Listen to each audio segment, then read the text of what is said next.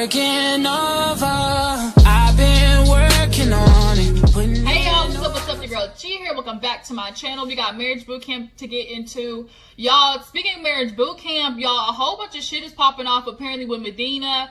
I am at loss for words because I don't know exactly what the full story is. So if y'all could drop down in the comments and tell me what the hell everything that's going on with Medina is. On some half, it's got a lot to do with apparently Claudia Jordan commenting on Scotty, I think it's Scotty's page. Scotty and the dude that does Giving You the Real Tea, they do collaborations sometimes.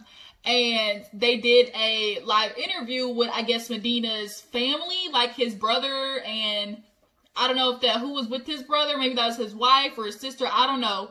But nonetheless, they were talking a whole bunch of stuff about how Medina is possibly like a habitual liar.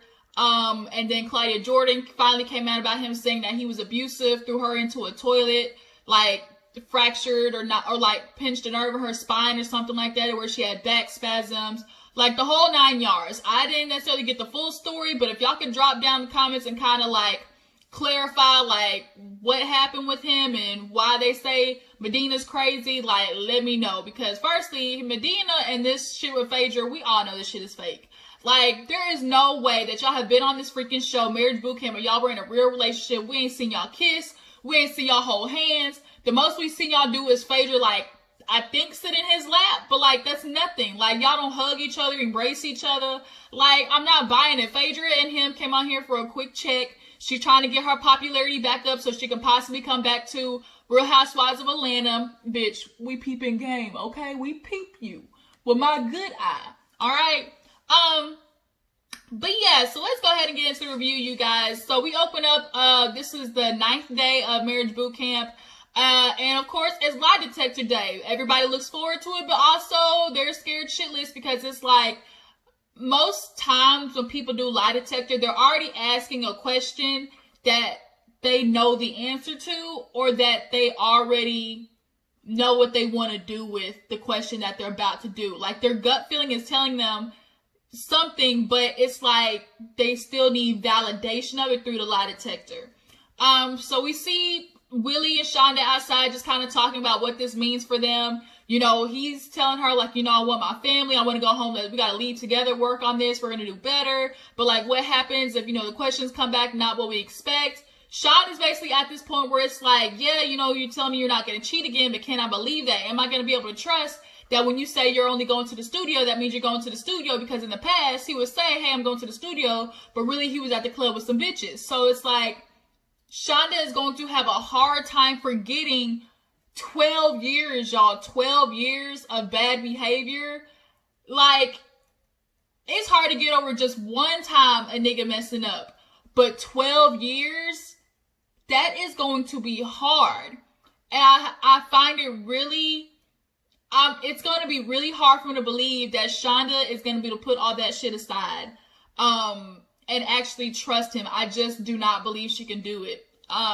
She might be able to in the beginning, but the minute something feels shifty or she gets this weird feeling, like out of insecurity, she's going to revert back to her old ways.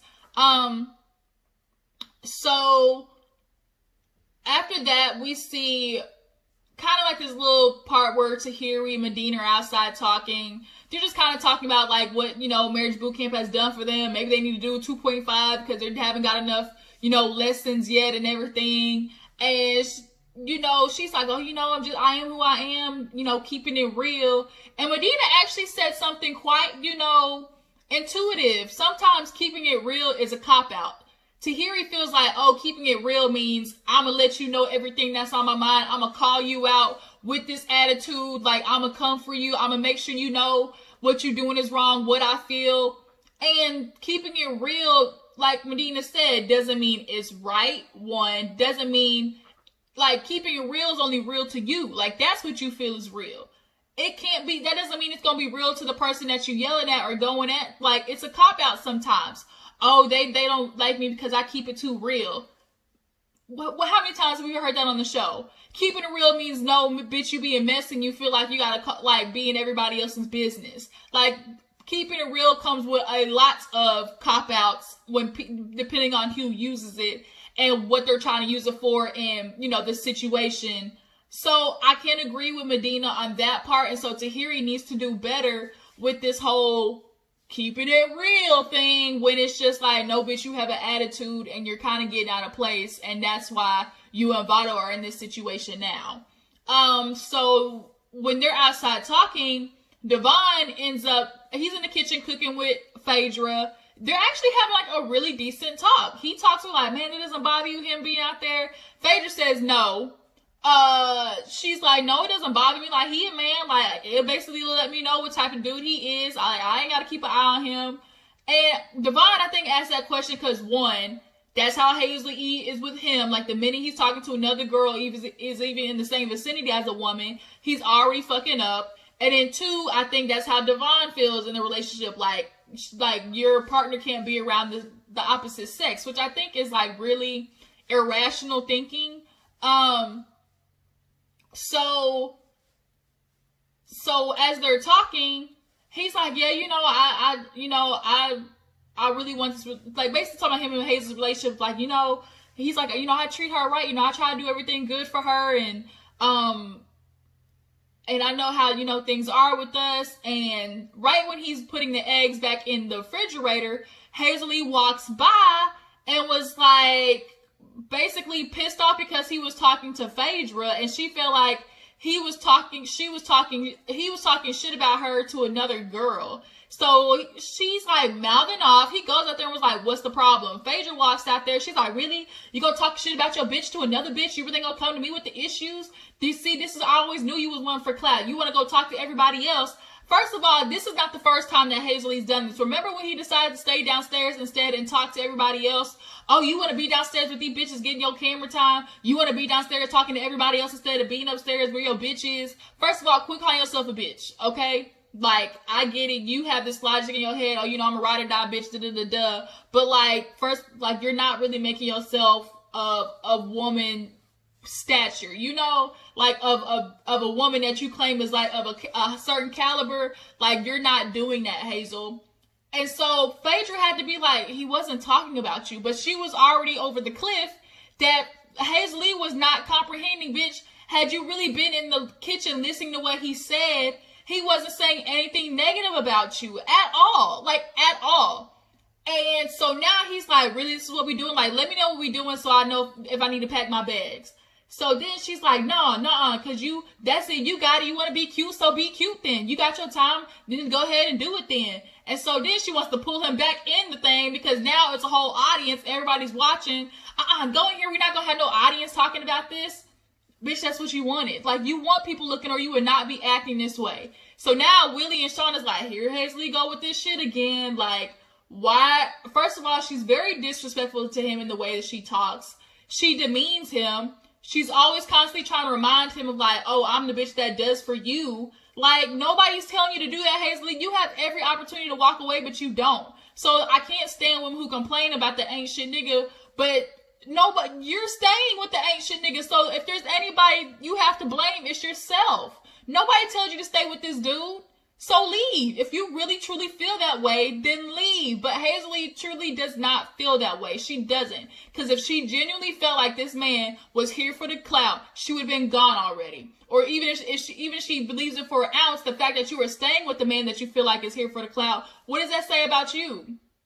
You're insecure and you want to stay with a dude that's young, up and coming, because she knows one day eventually Devon is going to pop because, you know, he's kind of got that LA look, you know. He's, I'm sure, got plenty of followers on his Instagram. Like, she can stay in a relationship with him because she knows that's beneficial. Nobody wants to see single Hazel. Like, she wants to be the woman with the relationship with the nigga da-da-da, so she can have a storyline for whatever show decides that they want to pick her up. Like, Hazel, like, you're not slick.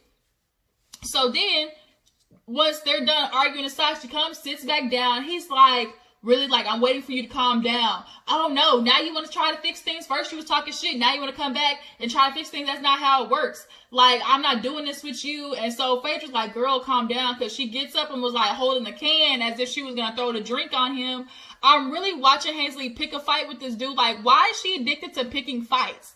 Like, she starts stuff and then, like, you don't even know the narrative, girl. You all in the Kool-Aid don't even know the flavor. Like, she pops off before even listening to getting the full story. So now, here you are, not, like, he's like, I didn't even do anything. Like, you still can't even, Hazel, if they were to ask you what he did wrong, you still wouldn't even be able to tell them, because all you keep saying is, oh, you're talking to another bitch about me. But what if he was saying good things about you? You didn't know that. And he basically was. He was saying, like, you know, I'll be there for Hazel. I want to treat her good. I'm going to do everything for Hazel. And here it is, like, I can tell Devon really has feelings for Hazel. He does. But putting up with that attitude, y'all, I would lose my shit. I would have to go. There's nothing more annoying than somebody who just cannot control their emotions and they lose rationality. Like, I just cannot do it. I cannot do it. So after that, they end up sitting down because it's time for the lie detector test. Everybody gets their questions. Medina and Phaedra basically get the questions rather like, if you can stay in a relationship if there's no sex, or Phaedra, are you really interested in a relationship with him? Shonda and Willie gets the question of, do you think you can really stay faithful the rest of the relationship? Shonda gets, she was gonna say, his question to her was gonna be, do you think you could ever really fall in love with me again? And Judge Ho was like, that's not the thing. We know that she loves you. She absolutely loves you to the point where she's staying in a relationship that is absolutely bad for her. The thing is, can she forgive you? Because with forgiveness comes the trust. So that was Shonda's question. Hazel doesn't get a question because she's recovering from her miscarriage. I can understand that, but I'm just not, I guess with the body recovering, like, does that affect the blood pressure, like all that type of stuff that they regulate in doing a lie detector test? But she popping off and got energy enough to do all this other stuff in the house and drinking everything. So I'm just kind of like, if she can do all that, like, I'm sympathetic to her losing her child, y'all. I'm not saying that. I'm just saying, like, I'm trying to correlate the fact that her body is going through her doing all this other stuff, drinking and everything like that. I don't know, like, just sitting down and taking a lie detector test, I don't think should be any more stress than what she's already doing to herself. That's all I'm saying. But Devon gets, are you really here for the clout? Are you using her for fame?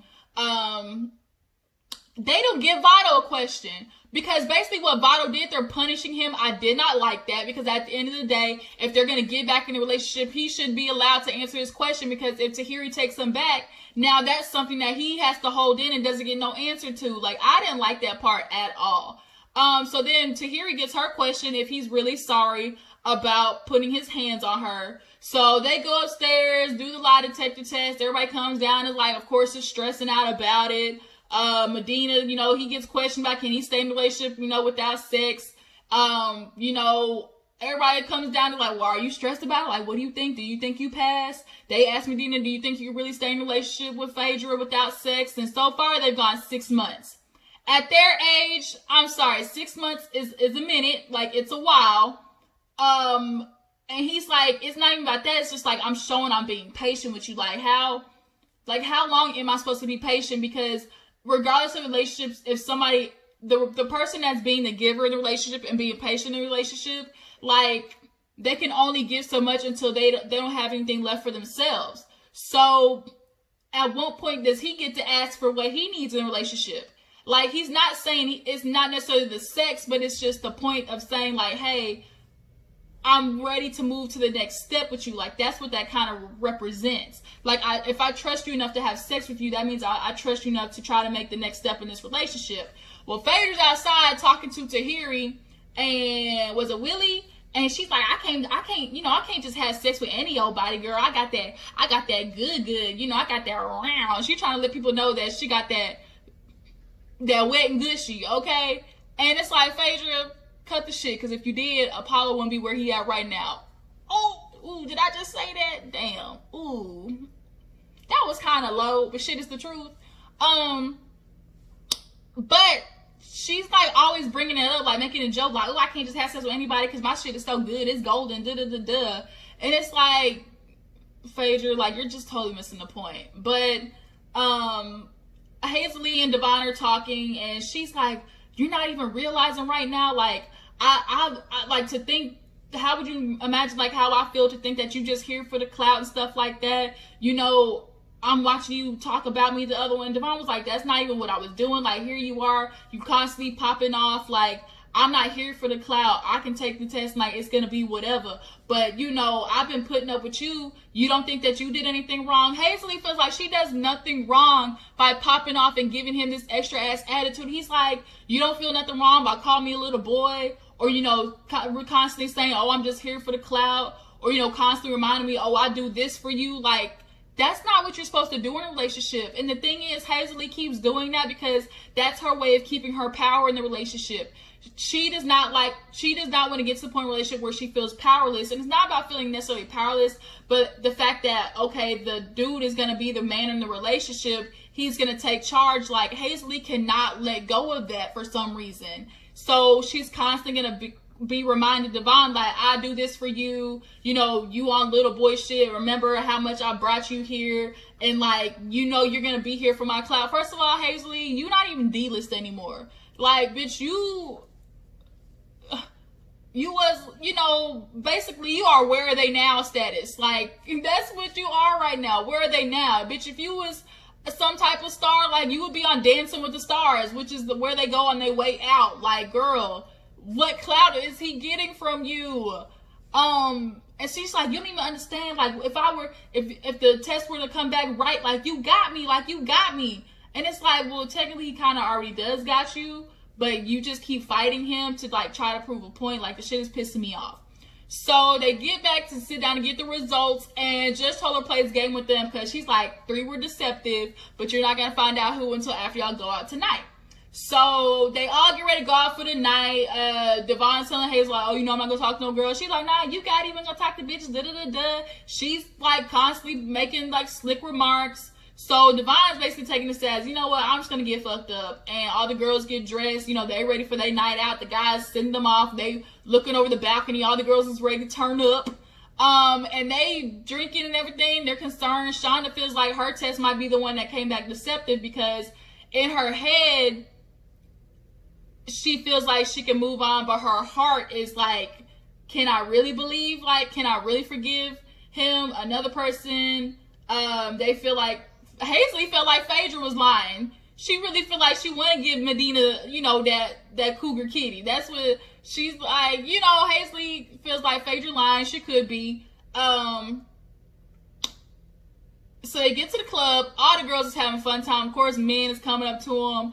But it's the men's part that was so funny because they was getting drunk, but then the women started showing up. You know, Willie's kind of not being flirtatious, but, you know, friendly. And Devon, with his drunk ass, was not having it. To my, nope, shoe, fly, shoe. This is not where you want to be. He's talking, because he never gone out to the club without Hazel. And you can tell he has an attachment to her. Like, when he goes, he's like, oh, you know, it just don't feel it don't feel the same without my bitch here. Like, you know, it just don't feel right. So any girl that came up, he was like, we got girls. So then Willie was talking to one girl. She's like, are y'all married? He said, no, we not all married. I'm like, that was your point right there to be like, nah, they not, but I am. I got a wife. Like, Willie does real good of just giving real vague sentences. He's not particular. When a bitch asks you if you got a relationship, you supposed to say right then and there, I'm married. So then when Devon shoot this one girl out, she got offended, was like, F you then. He was like, okay, bitch, fuck you too, and like flipped her off. So then they get back and Devon is toe up from the flow up.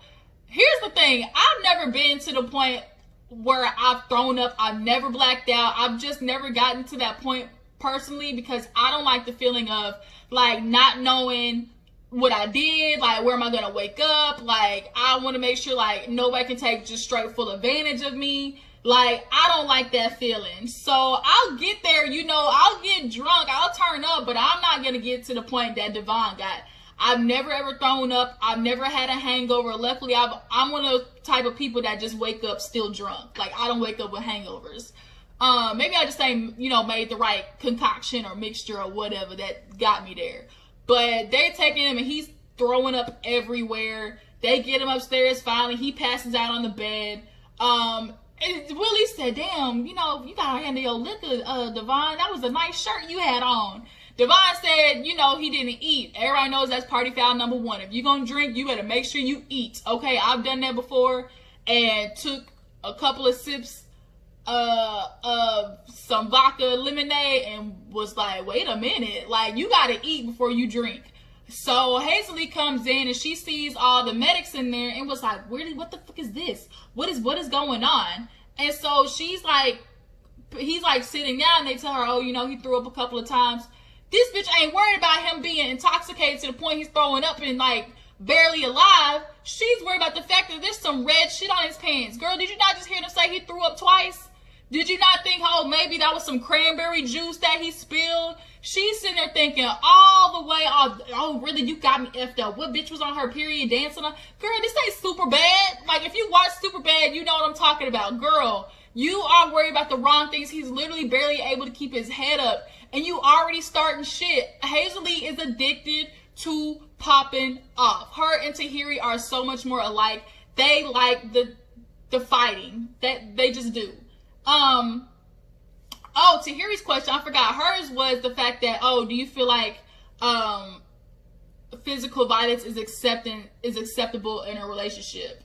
So to watch Hazel, besides that, I just thought about that. But Hazel going in on Devon right now, kicking the mates out, talking about, get out, like, this has really got you, what you gonna do to me? You got me so effed up. Like, she's constantly talking about, like, oh, I don't like the feeling of being played, like, he got me effed up, and then that's where the episode ends, and it's just like, girl, you are tiring. I don't know how Devon puts up with that shit, because I'm exhausted just watching it.